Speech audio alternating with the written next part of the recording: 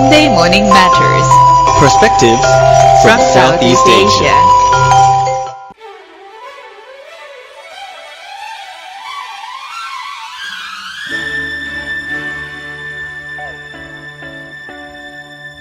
Good morning, welcome back to Durian ASEAN. You're still at the Monday Morning Matters with Grace.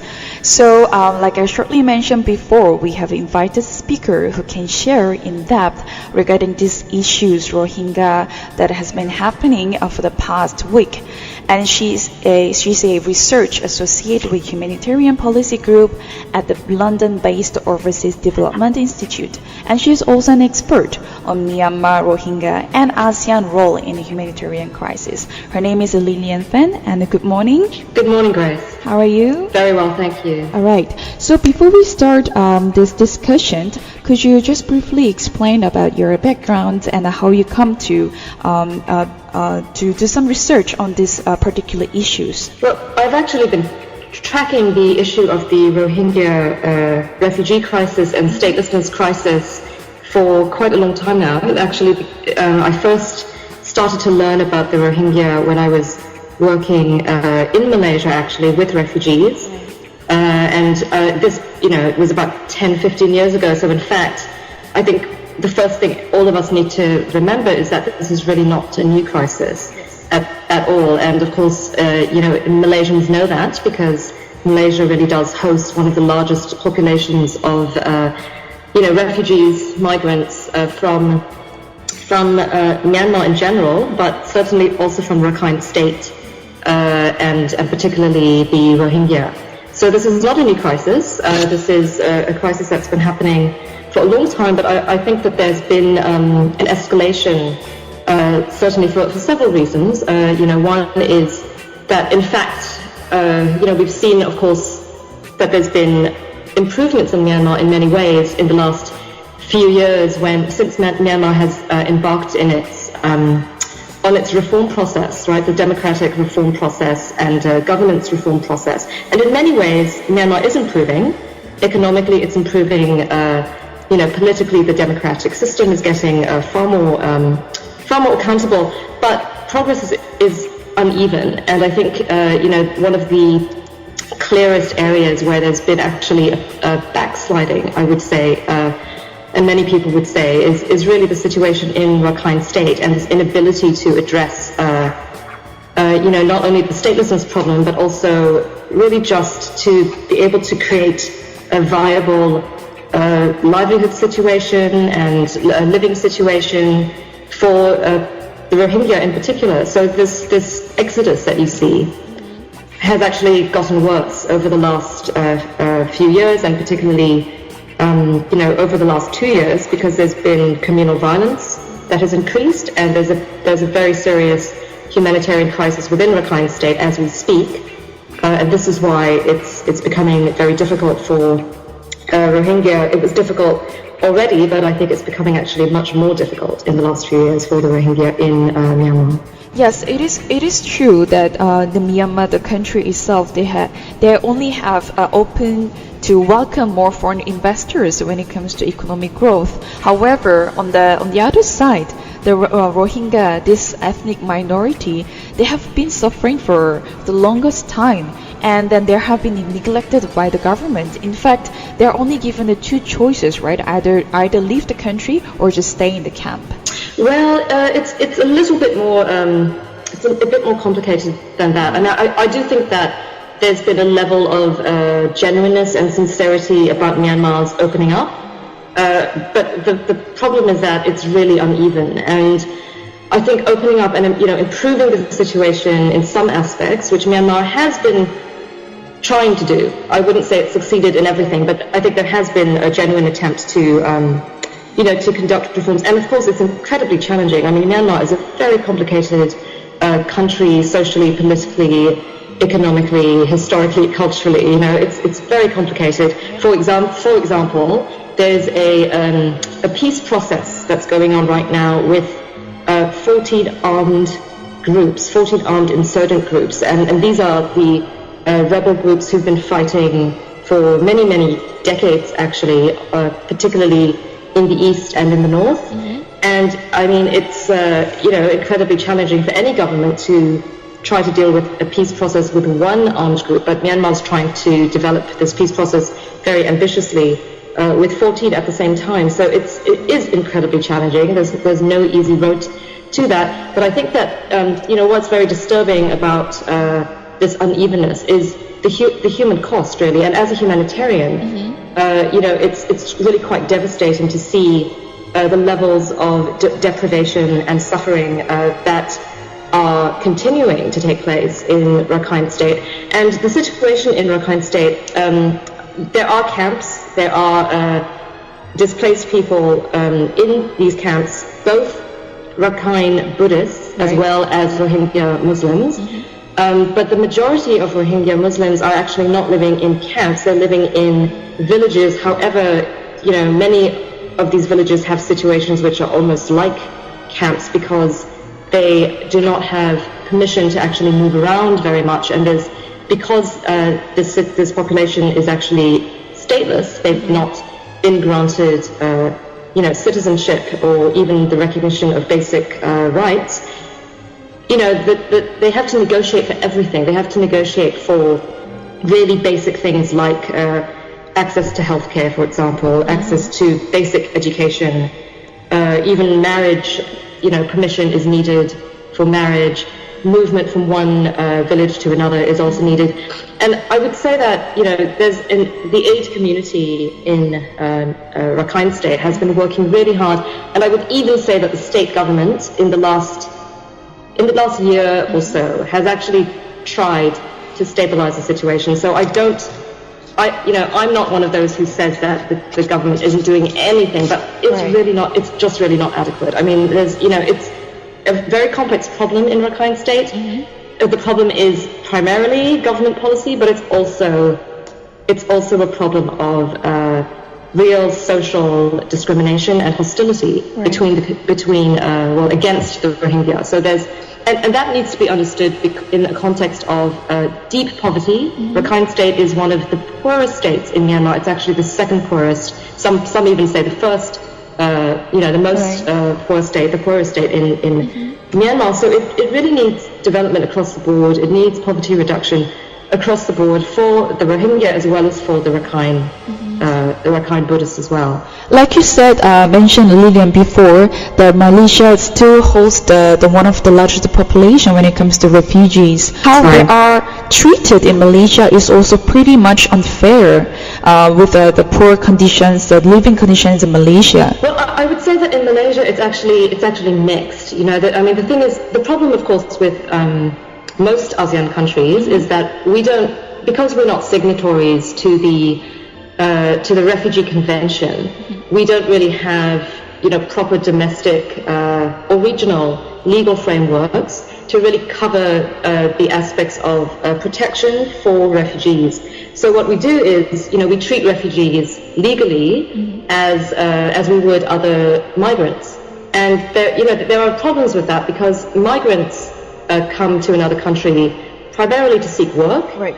Refugees come to another country because they have no choice but to leave, and they are usually fleeing conflict, really devastating situations of persecution, states which are not able to protect them. So a refugee situation is so much more, it is a much more harrowing situation, and it's one where, it's a legal category where people do not have protection from their own state, and that is why they leave. So ideally, it would be really, I think, very positive to see ASEAN move in that direction, and Malaysia in particular, because in fact there are so many refugees in Malaysia. And I would say it's mixed. It's a mixed situation in Malaysia because the government actually recognizes the fact, even if it's informally, it recognizes the plight of the Rohingya, and it recognizes, well, I think actually even formally, you heard the Prime Minister's statement just over the last few days. There's a real recognition of the suffering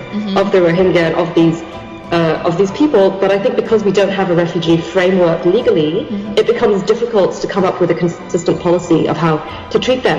But I would say that actually the conditions of many Rohingya in Malaysia are actually not that bad. I mean, the problem is that there are big concerns, very serious concerns for the refugees who are being held in detention. And I think that's where it becomes problematic, because you really should be making distinctions between illegal migrants, if you like, and refugees. And then, secondly, I believe actually that there's been a bit of progress on Malaysia's recognition of the fact that actually there were a lot of minors. There were a lot of children who were actually also being detained in detention centres, and Malaysia has now started a commission on trying to resolve this issue, trying to look for alternatives to detention for migrant children. This is not just for the Rohingya; it's for all migrant children, and that's a very important step. The Malaysian government is working with non-governmental organizations. It's actually a cross-institutional commission, which is really important. So I do think that Malaysia understands some of these challenges. Of course, it deals with these challenges mainly as a migration problem, not specifically as a refugee problem. So I think that, really I would love to see Malaysia take the lead, with other countries that are really receiving a lot of refugees, including Thailand and of course now Indonesia as well. We've actually come a long way in ASEAN to develop regional frameworks on serious issues that affect many of our countries at a regional level. I don't see why at this stage of our development we can't start thinking about really how to come up with a regional policy framework to guide domestic governments within ASEAN to really come up with their own domestic laws, which are actually more in line with international standards. Well, ASEAN being the chair of ASEAN, Malaysia being a ASEAN chair this year, it is very important for our nation to bring this importance to this issue, to come up with the solutions or even regulations or policies. But why these three nations, particularly Malaysia, Indonesia, and Thailand, they have turned away the both people and they stay sort of in the silent on the humanitarian crisis happening right now?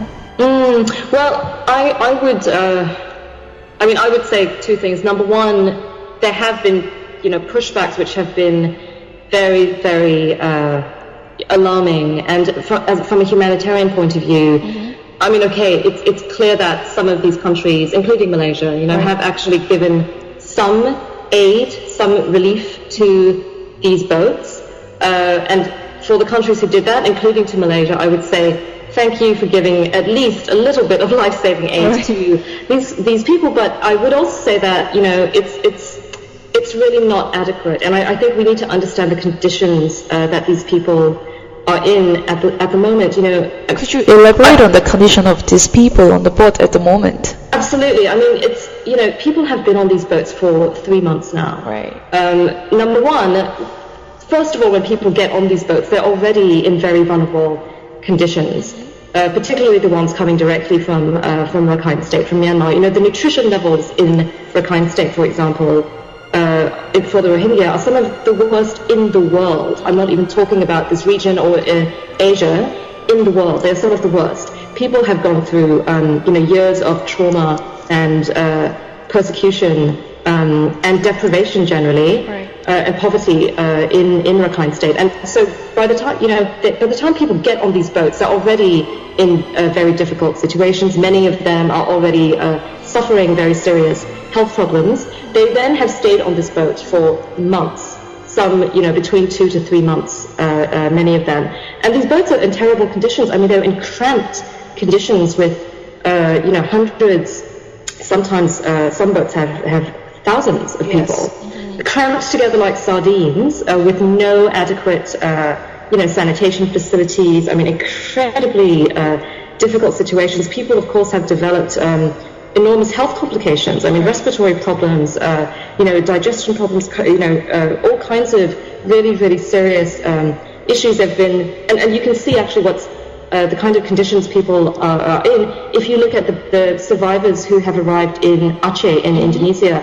There are currently more than 1,400 of these survivors who've now arrived in Aceh over the last 10 days. Right.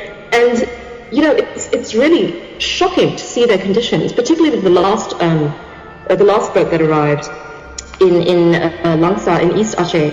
I mean, people are really at the brink of starvation. Oh, no. And it's really terrible. I mean, I'm sure that you can look at these pictures online, but it's shocking to see that this is happening within Southeast Asia. You know, we are a region in the world which is rising in terms of economic growth and so-called stability, and you know, it's actually really completely unacceptable that we have starving populations of refugees and migrants, and we're not, you know, making it a priority to just get them the most life-saving aid. And I think, fine, I mean, I understand, of course, there are big concerns that these governments in the region have about, you know, just taking people in and being expected to care for them, especially if the source of the problem is not being addressed adequately. I completely understand that, and I think that it's right. We have to come up with a regional solution, but the first priority should really be saving people's lives. And I think that we need to come up with a framework and a kind of a mechanism within ASEAN,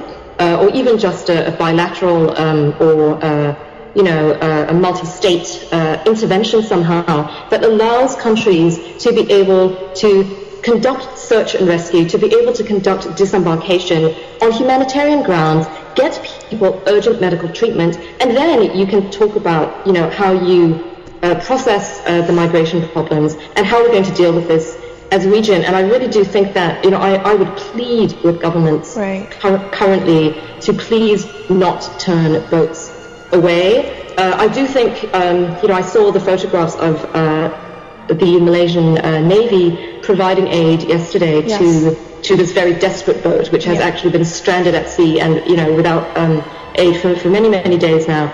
And I have to say that, you know, I saw that there was dignity that was given to these people. I do think that the Malaysian government is really struggling with what to do. I think that that's the case also in Thailand. You know, that Thailand is trying to think of ways to approach this. So I wouldn't say that it's a complete disregard. Indonesia, of course, has been actually very good. I mean, Indonesia is now, as I said, you know, hosting more than 1,000, almost 1,500 of these desperate people, and is trying their best. But, you know, we need a regional solution. I mean, you can't solve this problem, number one, without Myanmar. And I think the big challenge now is bringing Myanmar to the table and trying to say to them, look, ASEAN, you know, is incredibly concerned. We need to solve this together. But also, ASEAN is ready to help you. I mean, ASEAN is ready to stand next to Myanmar and say, let us help you improve the situation in Rakhine State. Let's help you ensure that you don't have a situation where people don't feel that they can live in this country and in this state because they have absolutely no protection or no prospects of a future. Now, there are actually some fairly easy steps that can be taken on a policy level from the Myanmar government side to improve the situation a little bit. Of course, the longer-term solution ultimately will take a very long time, but there are some immediate things that they can do, and I really think ASEAN needs to come behind Myanmar and really put some pressure on it and say, you know, we can't allow this to happen. We have to sit down and solve this problem together, and they have to be part of that solution. For sure. I mean, ASEAN as one single market or one organization will need to come up with the solution and policies to help out these people immediately. But at the same time, these people on the boat, just to survive, nowadays they just threw themselves into the sea because they just want to survive and to make more space for them to stay in the boat. And the condition is getting worse, and just by looking at the pictures, they're very disturbing.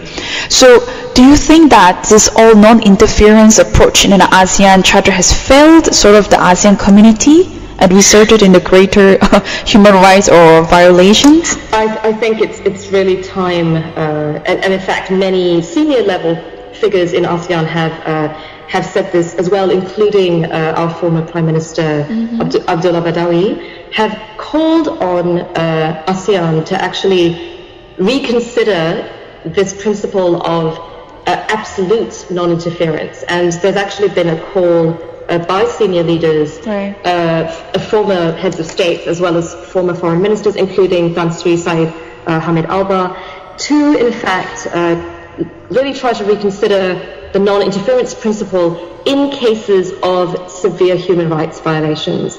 And this was a statement that was made by these former ASEAN ministers and heads of states just before the ASEAN summit that just took place in Kuala Lumpur last month. So I think that there is, the will and the understanding from some very senior people within the ASEAN community that this is an inadequate and outdated model. We can't be absolutist, right? I mean, there's certainly a reason why this principle emerged, but, we are maturing as a community. And I think, we should really be at the point where we are not putting human lives at risk, at such great risk, and hiding behind this principle. I mean, you can't apply principles which are supposed to be supporting the community in the name of security and mutual respect for sovereignty when there are literally hundreds of people dying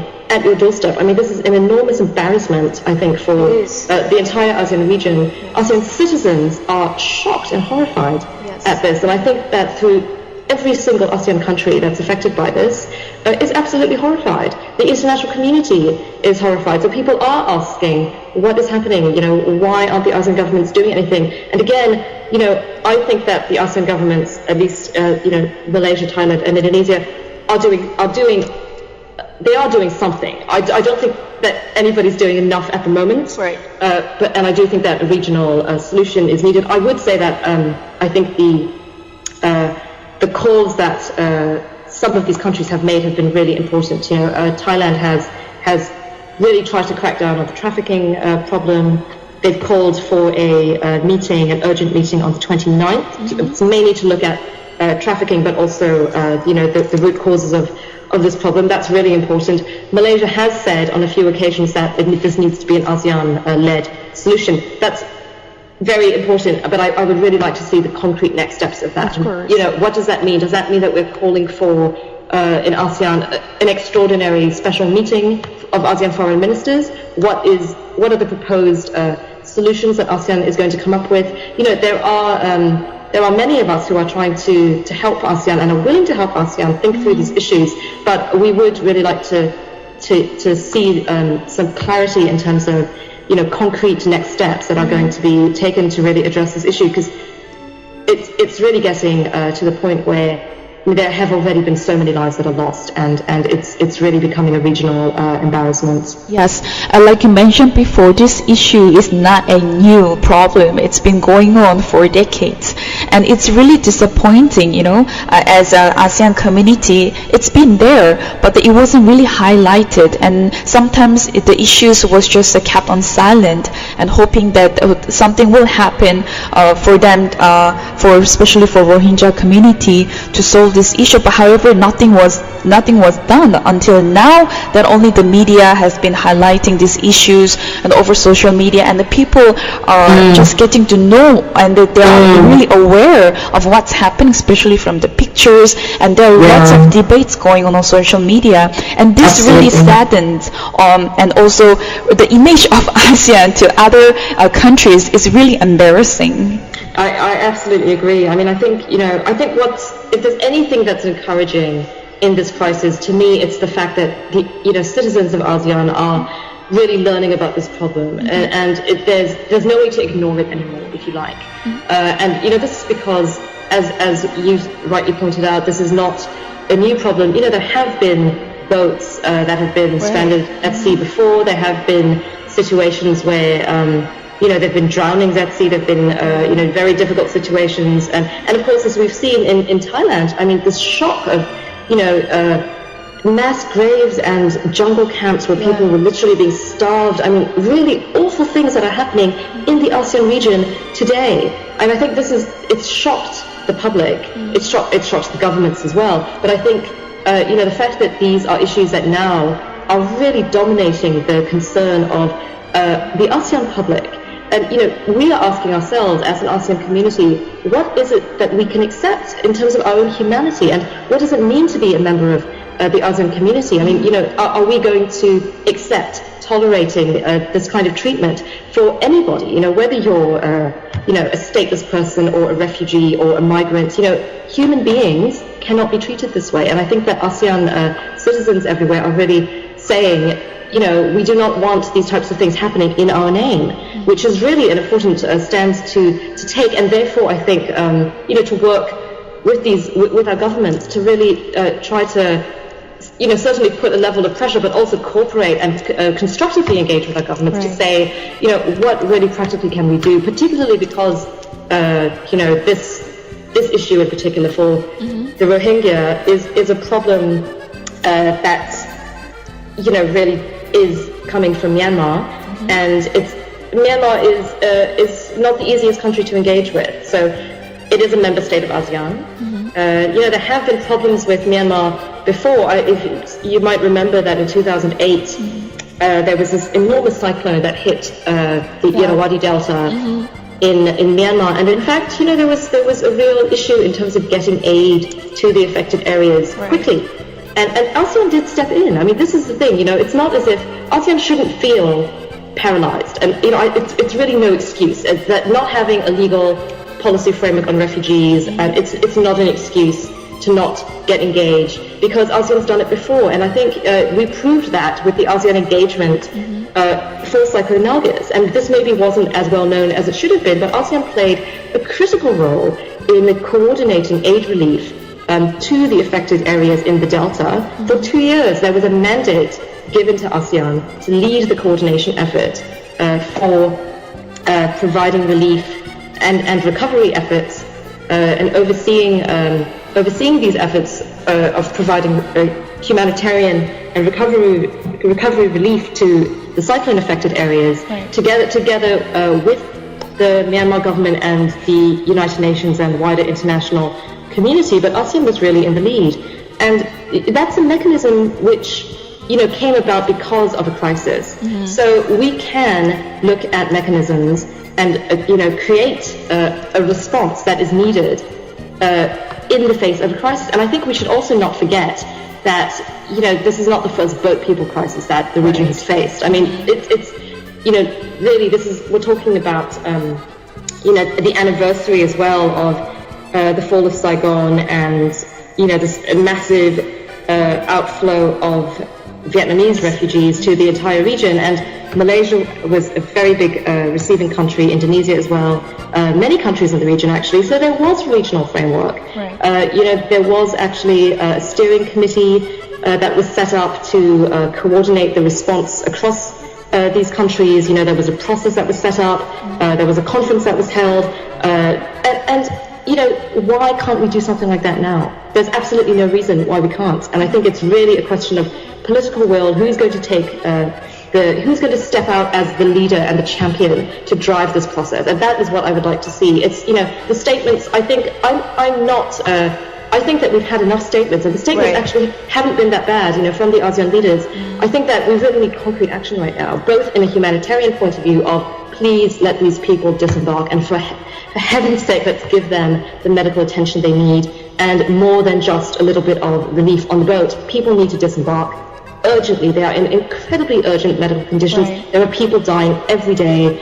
As you said, people are being they're dying at sea and being thrown off board. But people, the case in Aceh, one of the boats that arrived in Aceh just a few days ago, there was a fight that broke out on the boat because there was no food. People actually were starting to kill each other on the boat because there was insufficient food and water. I mean, we are putting people's lives, first of all, in great danger, and we are reducing them to this level of, absolute descent into violence just to survive. And it's absolutely unacceptable and horrific, quite frankly. So, the first thing we need to do is really take action on our humanitarian concerns. Get people off those boats and get them treatment, number one. Number two, hold an urgent conference with leaders who are really decision makers, heads of states and foreign ministers in this region, and come up with a solution. And this cannot be a side discussion, had in the corridors and in the margins of, a regular ASEAN meeting. This really needs to be a dedicated meeting, special meeting, specifically to address this issue. that the region is facing right now. There's no reason we can't do that. It really is all about political will. You've explained how ASEAN did cooperate and they were really helpful in terms of issues that happened within Southeast Asia before. So regarding this issue, particularly Rohingya issue, we really need to have some kind of mechanism, and then all those leaders can come up with the solution if they did before. But then my question here is, will they be able to execute the plans in an appropriate manner and to be able to really take an immediate actions on this, because they need help immediately, all this Rohingya community on the board. And like you mentioned, people are dying every day, even up to a point that they're starving, and then they're at the thirst situation. They even drink their own urine on the boat, and it's just really terrifying and really disturbing. But then do you think, or have you been receiving any feedbacks from citizens, people, regarding these issues, and do they understand these issues properly? I think that in terms of the public, people are really learning, and I've received a lot of communication, a lot of questions, a lot of interest to learn about this issue more, and that's so encouraging. It's really good to see that people are educating themselves about this problem. First of all, there's an enormous humanitarian concern amongst the ASEAN public, and I think that to me is very hopeful. You even see that the way the people in Aceh, Indonesia, have received these refugees who've actually been able, and the migrants who've actually been able to come ashore. It's an incredible outpouring of solidarity and concern. People are giving everything they can. Aceh, as you remember, is a very poor province as well, that was affected both by a tsunami as well as along the conflict itself. So, and even in that situation, people are giving whatever they have. The Achenese, have been so generous. They've actually been going to these camps, bringing food, bringing clothes, bringing, all kinds of relief items to this population, trying to help in any way they can. It was actually the fishermen of Aceh who saved 700 people at sea just a few days ago and brought them in because while they were scouting, they understood that there were refugees and migrants out there, and they actually went out to look for them. And I think that is incredibly heroic. So there are citizens in this region who really do care, and I think that we can do something. But we need to have a separate track, right? We need to have, first of all, a humanitarian response, and that needs to really be done by the various countries. They all need to take their own steps. We need to address this issue very, very urgently. Then we need to think about the longer-term solutions, and there I think it's also very urgent. We need to get together and really think about this mechanism to deal with this problem as a region. Right. But you don't sit down and design this mechanism before you save people. Save people first. How about the help from UN, EU, or other nations outside of ASEAN regions? Well, the UN, of course, and particularly UNHCR and the International Organization for Migration. These are the two international agencies who really have the mandate internationally to deal with these problems of refugees, obviously for UNHCR, and migration more generally for IOM. They've been incredibly active, and they've all been working non-stop since this began. Again, I'd like to reiterate, this is not a new problem. They've been working on these issues for many, many years within this region, and on the Rohingya as well in particular. But I think that they do have, of course, have recommendations for these governments, which they are articulating. They've been making very strong recommendations about urgent steps that can be taken, principles that have to be adhered to in terms of non-refoulement, for example. That's one principle. So that when refugees or asylum seekers come to a shore, they really should not be returned to a country in which they face persecution or danger. So these types of principles, the agencies are reminding the governments in this region to please respect international law, even if they're not signatory to the Refugee Convention. There's a lot of operational response by these agencies also.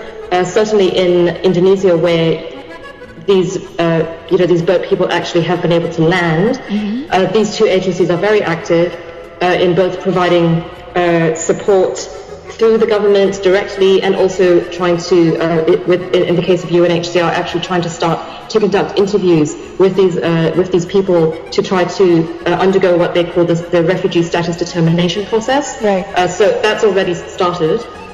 I do think that besides international organizations, we really need to come up with a response that's very well designed to the region. And ASEAN is still quite a young region as a political community. But we've been able to design institutions fairly recent institutions to respond to urgent crises. So I would give the example of the ASEAN frameworks and institutions which we have been able to design to respond to natural disasters.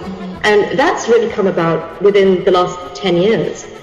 But we've made enormous steps towards improving our response as a regional community to natural disasters, both in terms of response, but also in terms of mitigation and prevention and preparedness. There's really been a lot that's been done coming up with a legally binding framework, actually. So, this can be done as well if we're really serious about trying to look at issues of, refugee protection. We, of course, do have within ASEAN a framework, a draft convention, which hopefully will be completed by the end of the year and will start being ratified by governments on trafficking. Right. And that's a very important step. But I would like to highlight that this is not just a trafficking issue. And as much as it is partly a trafficking issue, it is also a refugee issue. And that's why, those of us who really are advocates for a refugee approach in the region and a humanitarian approach say that the trafficking approach has to be complemented really by a refugee protection framework. And actually, if you really read, and I would urge everybody to actually go and read our ASEAN Charter and the ASEAN, the blueprints for the ASEAN community. In the political security blueprint, actually, as well as the social cultural blueprint, we do actually state that ASEAN will work together for humanitarian assistance of displaced populations, including refugees. So we've actually committed to things already. We do have the makings of a framework, a policy framework to be able to work on these issues. It's really just about coming up with concrete ways forward, operational policies, mechanisms through which and principles through which we actually conduct our support for displaced people, refugees, and people in need, and humanitarian response in these situations. So we need to really start working on that as a matter of urgency. And I would say to ASEAN citizens, please urge your governments and tell your governments how much of a priority this is to ASEAN citizens. Malaysia, as the chair of ASEAN this year, we've made it a priority to try to call for a people-centered ASEAN. Yes. And at the summit, that was the theme of this. And I believe that's right. And people are starting to feel that ASEAN is a community that belongs to all of us, not just to the governments. And I think that's an important development. But now we really have to find a way to try to have these discussions and really constructively work together to find solutions to these incredibly challenging problems. And this, I think, is going to be an issue which defines the way that ASEAN moves together as a region. Right. If we fail at this, I think the entire ASEAN project will fail. We have to succeed at this because we all want ASEAN to succeed. It's not going to be easy, and I'm sure that we're going to make a lot of mistakes as we go along, but we have to try. And there's no excuse to ignore these issues. I do believe that there's a political will from some of our governments to start thinking about really concretely what can be done. But let's really try to move quickly on this because lives are at stake. And at the same time, we as an ASEAN citizens, we also need to feel responsibility to help out these people, not just sitting and reading these all articles or just seeing all those photos. We really need to give our helping hands to those people on the boat at the moment. Absolutely. But at the same time, there are also a certain group of people who's been just growing their doubts towards the ASEAN community because, like we mentioned before, ASEAN this year's logo is people-centered ASEAN. But with these issues raising up, people are just questioning where is this people-centered ASEAN community going towards? Absolutely, and I think this is exactly what the governments need to realize. Our governments in the ASEAN region, they need to realize this is a matter of public trust as well. And if they do not respond in a way that the public feels is adequate, it's very blatant, right? You either save lives or you don't save lives. I mean, it's a very basic humanitarian issue, and ASEAN citizens are getting angrier and angrier as they watch this crisis grow, and I really have felt that as well. There's concern, there's a lot of outpouring. Of course, people want to see a solution, but there's a level of people are running out of patience, right? And I think that the governments need to realize that.